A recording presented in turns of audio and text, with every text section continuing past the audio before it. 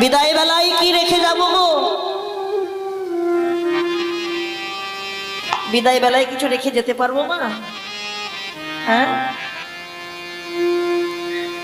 সারা জীবন তো আমার করে সবকিছু গুছালাম, ঘর বাড়ি তৈরি করেছি, ব্যাংক ব্যালেন্স করেছি, গাড়ি বাড়ি করেছি, যাওয়ার সময় সঙ্গে কি যাবে?